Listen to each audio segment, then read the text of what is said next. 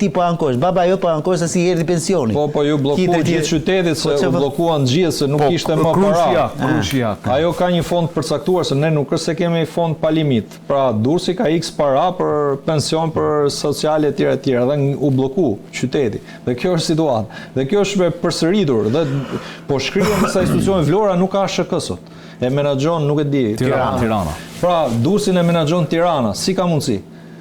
Qa ka ndodhë ati? Ka një problem shumë të madh. Durrës ka vaj Kruj e janë në Tiranë. Vlora është në Tiranë, është e shkrirë totalisht. Po, pra është kjo qendra biznesi tu afërinë si kanë përshtypjen, apo ka vendosur ku ka qenë, hipoteka më përpara. Pra, këtu kemi një paradoks total, nuk ka njerëz atje, janë të gjithë aq të kapur, të lidhur, sa nuk mund vendosësh një drejtor institucioni, sepse nëse vendos si drejtoresha postës, të vjet gjithë paratë e shtetit. Pra jetojmë në situatë absurde. Në varësi të performancës ndoshta në këto pikat e lorave të fatit, mund këshim pasur dhe ndryshim në përqindjen e pensionit, të rritet apo ulet. Tani, meqense unë dalëm pak unë po kaloj tek ju, unë dalëm pak tek shpërdorimit e detyrës dhe vjetë duke shpërdoruar detyrën, ishte i moment që unë ju ndërpreva për kuptuar më shumë mbi administratën shtetërore. Tani dua të kuptoj si ja hedhin zyrtar të administratës kaq lehtë drejtësisë. Unë të sjell një rast freskët sot, Leonard Karaj, emërimi i Muçi Shaljanit, i cili mbeti viktim e një atentati në Rinas, dy zyrtarët e Agjencisë së Mbikëqyrjes Policore, pra agjencia e cila mbikëqyr punën e policisë, e punësuan Muçi Shaljani në kundërshtim me ligjin dhe ata janë Artiol Saliasi dhe Gzim Sala, u dënuan me nga 9 muaj burg si fillim, ullë në gjykim të shkurtuar, u pezulluar në një vit shërbim prove.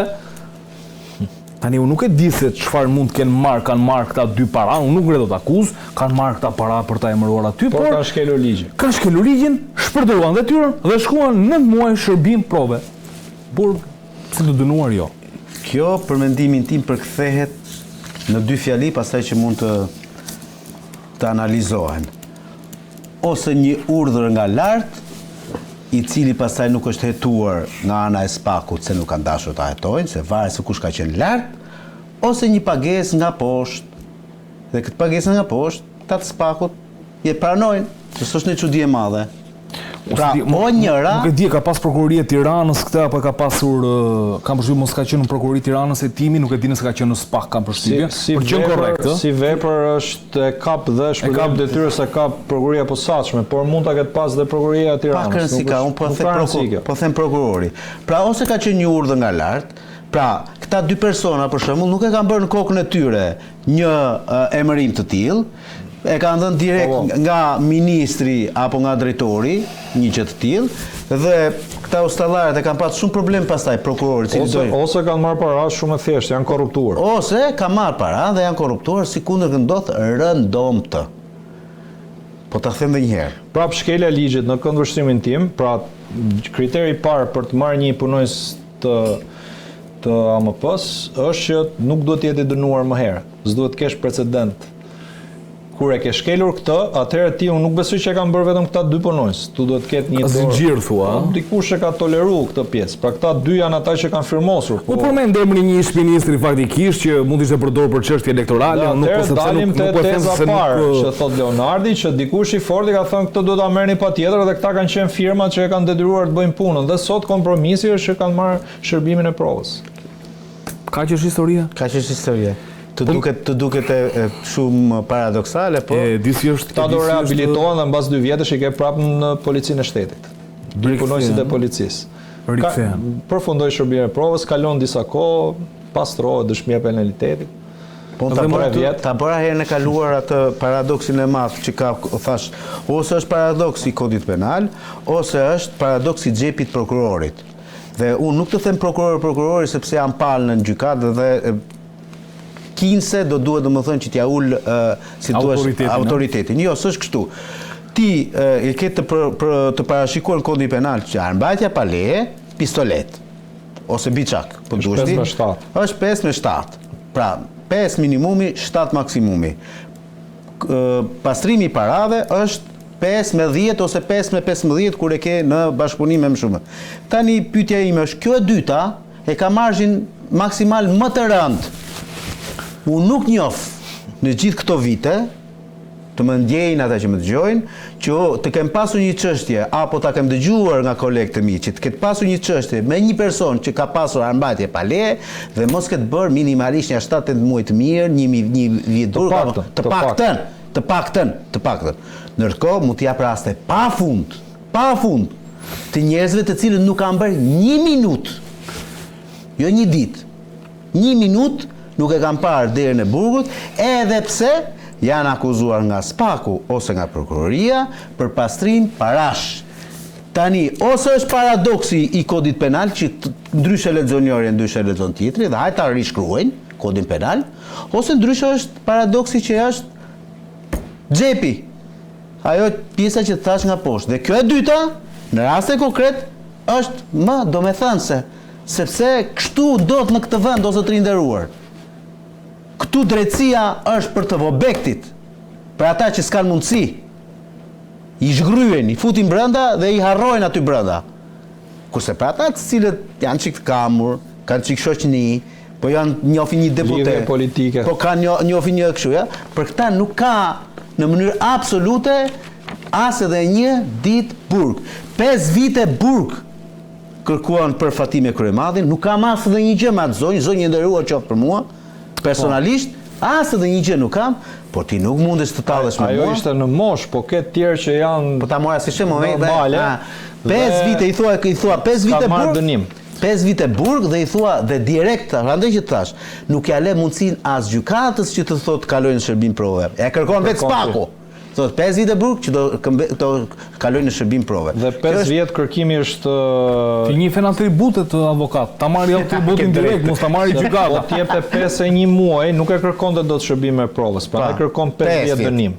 Se po t'jepte pak më shumë, nuk ja lejon do t'japësh minimale, në? Po, do t'japësh minimale. Pra do t'jetë 9-5. Ka një çështje vërtet këtu, është ulëritse, fakti se si zyrtarët e administratës shtetërore janë të përfshirë në raste korrupsioni, vjedhje, shpërdorimi, detyrës dhe pjesa më e madhe e tyre arrin t'ia hedhin paq drejtësisë. Do të thotë, i kalojnë këto filtrat e gjykimit pa u ndëshkuar. Ose ai ndëshkimi është kështu i lehtë sa për të gërvishtur shumë pak. Dhe çfarë do të thotë kjo? Do të thotë nga ajo çfarë ne kemi kuptuar në të gjithë këto vitet e fundit, rastet e korrupsionit në vendin tonë janë rritur dhe kjo thuhet zyrtarisht dhe nga prokuroria e posaçme SPAK në raportet e saj. Të paktën shkeljet e barazisë në tendra, që është një nga veprat që ka prekur zyrtar të vegjël, të mesëm, të lartë deri në radhë politikanësh, është kështu masive kjo. Kjo shive tek zyrtarët, shive tek ata të komisionit të vlerësimit të ofertave për tendrat e të tjera me radhë. Dhe çfarë do thotë kjo? Do thotë që nuk jemi në rrugën e duhur për të rikthyer në shina administratën dhe të kthehet në shërbim të qytetarëve shqiptar dhe të mos shkojnë të vidhen paratë e pensionistëve dhe atyre që kanë nevojë për ndihmë sociale për të blerë ilaçe apo dhe bukën e gojës, se nuk dihet se ku shkojnë paratë kur bien në duart e këtyre drejtuesve. Nuk e di domethënë se çfarë do duhet të themi më tepër për të bërë më tepër një lloj ndërgjegjësimi, qoftë në raport me administratën, qoftë dhe në raport me drejtësinë. Ramaj, për ta përmbyllur këtë pjesë, ke ndonjë gjë për të thënë se unë kisha ndoshta dhe pak emocionale këtë, por është mesazh, ëh? Donë është krejt shqetësim normal, por duhet të themi edhe këto që prokuroria e posaçme ka një ngarkesë të jashtëzakonshme për sa i përket çështjeve të korrupsionit. Nuk mundet që prokuroria e posaçme në këndvështrimin tim dhe paketa e reformës drejtësisë e bërë gabim ose qëllimshme që dhe për vepra mbi 50.000 lekë të reja, që është vendosur minimumi në ligjin për korrupsionin që duhet ta mbajë prokuroria e posaçme, pra mbi 500.000 lekë vjetra, ta hetoj kjo prokurori dhe të presësh që ajo të japi vetëm burg. Ajo do japi dhe dënime alternative, jo vetëm prokuroria, po dhe gjykata, se gjykata në fund që vendos. Pra prokuroria e posaçme mund t'japi çfarë do, atë që tha Leonardi, kërkon kushte të tjera, shërbim prove, por gjykata vendos në fund dhe gjykata duhet të jetë në nivelin e lartë. Por nëse flasim, Shqipëria ka probleme shumë mëdha. Ne folëm më herët për probleme paras pisët, e cila vjen me miliona në Shqipëri. Dhe aty korrupsioni aty ndodh. Pra një zyrtar i cili korruptohet me miliona. Nëse flasim për 2.000 euro, për 5.000 euro, mbase korrupsioni thjesht në atë pikë është e pranueshme dhënia e një kushti apo një dënimi alternativ, nëse mund ta quajmë në këtë formë. Pra, prokuroria duhet kishte më pak ngarkesë të merrej me ato që janë çështje të mëdha, me Zvërneci. Zvërneci është çështje e madhe. Një vjedhje e madhe në Shqipëri është diçka që i prek dhe dëmton buxhetin e shtetit. PSD-ja ishte çështje e madhe, duhet të ishte futur në një formë tjetër, duhet ishte qasur hetimin në një formë tjetër për të dalë pastaj edhe të dënimet që duhet ishte përgjigjur dhe gjykata në nivelin e duhur. Për atë rast, po dhe për shumë raste tjera të mëdha, për grupet kriminale tjera. Kur ti e ngarkon me çështje krejt vogla, të parëndësishme, pastaj do ketë manovra, do ketë probleme dhe presioni politik është shumë i madh. Ne kuptoj. Mirë, ndoshta unë me ç'kuptoj unë nga diskutimi më duket pak e vështirë, më duket pas zgjidhje. Nëse nuk ndryshohet kodi penal, nuk ndryshon dhe njëherë se çfarë do duhet tetojnë prokuroritë e rrethave, të marrin dhe njëherë në kontroll çështje të caktuara që jo çdo gjë të shkojë. Do një studim, mos të bëhet me urgjencë, do një studim, do ta shikosh punën e prokurorisë posaçme, punën e prokurorive të rrethave. Prokuroritë e rrethave janë jashtë loje, për shembull, ne flasim spaku. Prandaj ky është problemi. Prokuroritë e rrethave janë jashtë çdo lloji normaliteti. Ato hetojnë vetëm çështje që tha Leonardi, ata që janë më të pambrojtur, njerëzit që janë qytetarë thjesht, dhe pjesa tjetër pastaj shpëton jo vetëm me para, po dhe me lidhje politike dhe me fort. Kene i zyrtar shteti që e ka marrë një prokurori e rrethit si Pandero, asnjë. Kene i drejtor që e ka marrë një prokurori, asnjë. Është e ka pamundur. Një qartë për çështjet të kompetencave. Regjia, të lutem, më kalo me siglën dhe diskutojmë pak që s'pak ka çuar për gjykim dosje ku përfshihen emra të mëdhenj të botës krimi duke nisur me Vis Martinaj. Tani, dosja është procedimi penal numër 9 fraksion 2 viti 2023 në ngarkim të të pandehuve. Thot Spaku që Vis Martinaj akuzohet për vrasjen e Gjin Ndojt Boriçit në 9 gusht 2020 në Shkodër, akuzohet se siguroi kushtet për vrasjen e Klan Musabelliut, akuzohet për grup strukturuar kriminal dhe armbajtje paleje. Denis Brajović akuzohet për vrasjen e Gjin Boriçit, akuzohet se planifikoi siguroi kushtet për vrasjen e Dorian Duli dhe Ibrahim Licit, akuzohet për grup të strukturuar kriminal dhe armbajtje paleje. Klaudor Hakaj akuzohet se siguroi kushtet për vrasjen e Klan Musabelliut, akuzohet për pjesëmarrje në grup strukturuar kriminal. Prek Kodra akuzohet se siguroi kushtet për vrasjen e Dorian Duli dhe Ibrahim Licit, akuzohet për pjesëmarrje në grup strukturuar kriminal. Alex Ndreka, i njohur ndryshe si Leksi Druva, akuzohet se siguroi kushtet për vrasjen e Dorian Duli dhe Ibrahim Licit, grupi strukturuar kriminal. Nureddin Dumani akuzohet se siguroi kushtet për vrasjen e Dorian Duli dhe Ibrahim Licit dhe grup kriminal. Elio Hato akuzohet për tentativë vrasje ndaj Taulant Pepës në 21 shkurt të 2021 në Shkodër, akuzohet për armbajtje paleje, akuzohet për korrupsion aktiv ndaj funksionarëve të drejtësisë. Arsat Bashli akuzohet për tentativë vrasje ndaj Taulant Pepës, armbajtje paleje, korrupsion aktiv ndaj funksionarëve të drejtësisë. Bardhyl Mavraj akuzohet për korrupsion aktiv ndaj funksionarëve të drejtësisë, akuzohet se siguroi kushtet për vrasjen e Dorian Duli dhe Ibrahim Licit, akuzohet për pjesëmarrje në grup strukturuar kriminal. Viktimat që janë objekti akuzave në këtë dosje: Gjin Boriçi, e cila është vrasje e kryer, Klan Musabelliu, ndaj tij u siguruan vetëm kushtet për vrasje, Dorian Dulit vetëm kushtet për vrasje, Ibrahim Licit vetëm kushtet për vrasje, ndërsa ndaj Taulant Pepës u tentua të kryej vrasja. Grup i cili përmban emra, le të themi të fortë, të botës krimit, ndërkohë futet edhe për gjykim dhe emri Vis Martinajt, që drejtësia shqiptare nuk e di fare se ku është. Çka ndodhur? Ky një të sigurojë domethënë që do dënohet një. Vis Martinaj një do të jenë sepse nuk është prezant. Do t'i marrin arzën e fytit, të sigurojë për këtë. Edhe e dyta, ajo që bie në sy është akuza që i ka ngritur Dumanit, duke qenë tashmë dihet që është një personazh që ka bërë dëshmitar i drejtësisë, le të themi, ka bërë marrëveshjen me prokurorinë në lidhje me duke zbardhur një sër çështjes të tjera.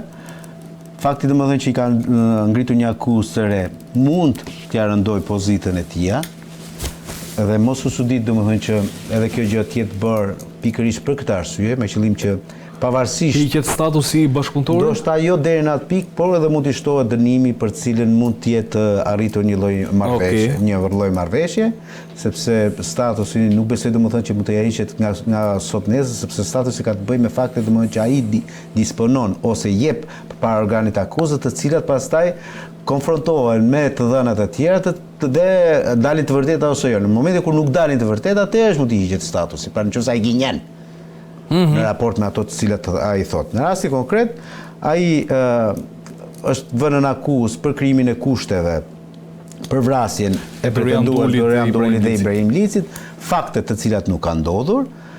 Është një lloj akuze teorikisht e lehtë, sepse praktikisht në kodin tonë nuk dënohesh më për mendimin, por për veprimin. Pra unë mund të mendoj domethënë keq për ty, por nuk do të thotë domethënë që e bëra atë që mendova ndaj teje. Atëherë ndjes avokat, më shpo kuptoj, akuzat më të rënda dhe ata i cilët do goditen më fort nga drejtësia janë Vis Martina, që është kryer për vrasjen e Gjindojt, edhe Denis Brajovic, i cili u pak muaj më parë nga Dubai, për vrasjen e Gjindojt. Dhe interesante është që vrasja e Gjindojt, e cila ndodhi në 9 gusht 2020 në Shkodër, është nga ato vrasje e cila është dërguar dhe me foto ndërmjet grupit kriminal në platformën Sky CC. E kanë dokumentuar duke çuar dhe foto. Sepse kanë dashur të qenë të bindur në lidhje me vrasjen e kryer. Pra, pala tjetër urdhëruese kërkonte prova faktike të vrasjes. Nuk bindeshin më. Prandaj është dokumentuar edhe në lidhje me këtë. Dhe dyta, ata flisnin në mënyrë të lirshme në Sky CC, sepse besonin fort, domethënë që ishin platforma të cilat ishin të pa gjurmueshme. Dhe të shosh foton e vrasjes, bindje absolute, ë? Po pra, ka qenë të pa gjurmueshme. Madje tash edhe një tjetër, duhet të thënë faleminderit 1 miliard herë atyre agjentëve francezë dhe belg që arritën domethënë të deshifronin Sky CC dhe partnerët që ne i sollën këtu, sepse po t'ishte për ne, këta do i kisha akoma këtu duke lojtur lodra për kokër të qefit, dhe se spaku këta nuk i do jeton të kur në botë ndonjëherë, nuk do arrinte dot, se nuk i ka. Si gjithë vrasjet e pasbardhura që kanë mbetur. Dhe fjalia e fundit se flas dot më këtë, 90% e atyre që sapo the ti, ose diçka më pak, është grupi Dobraçit apo jo? Po, Denis Brajovic ka mbështypjen, lidhje mund të jetë edhe Prekodra këtu, Prekodra u akuzua dhe për atentatin Elbasan ndaj po lidhjet e kanë gjithmonë me Dobraçi, Ibrahim Licin, Elion Hato, po Bardhyl Mavre ka mbështypjen është edhe vllai. Kështu që Safet Bajrit, kur ta zgjidhës çështjen e Dobraçit më thirr prap. Do disha të këtë. Basti jot ka dalë. Emri Vis Martina, domethënë çështja mund të trajtohet lirshëm për sa kohë nuk dihet fati i tij? Jo, unë besoj që duhet veçohet ose duhet ndahet çështja ose duhet pezullohet se nuk është autori i veprës penale. Për sa i përket Vis Martinait, pastaj pjesa tjetër mund të gjykohet në momentin që janë prezent në Shqipëri ose marrin ndjeni. Por doja të thoja këtë, si ka mundësi që vazhdon misteri dhe ngrihen akuza kur është shpallur i zhdukur Ervis Martinaj. Se nëse shpallet i zhdukur, procedura që mbrapa kërkohet pjesa e heqjes zotësisë për të vepruar, pra shpallet dhe i vdekur. Si ti është botuar fituar se ishte bërë kërkesa, po kanë mbështypjen në shpallur zyrtarisht, ë? Është akoma një shpall, po është akoma në gjykim pjesa tjetër. Por kryeministri, se këtu doja dilja, kryeministri tha që për 3 muaj duhet i japim zgjidhje kësaj çështje. Një bë 3 vjet. Po pra.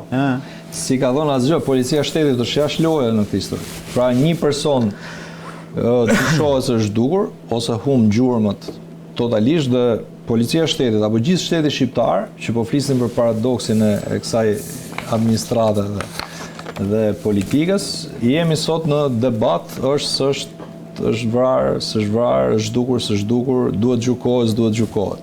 Se derisa prokuroria i ngre akuzë, ai prezumohet se është gjallë. Akoma, sepse ndryshe nuk mund ngrej akuzë ndaj një që ka vdekur. Nuk ka sens. Po duket këta spakut avokatë sigurisht pak me sensacionin publik se vendosin dhe në emër të parë. Shiko, ata mund të kenë edhe kështu hile të bëjnë nga presioni i madh i politikës dhe ata kanë të drejtën e tyre për ta bërë këtë gjë.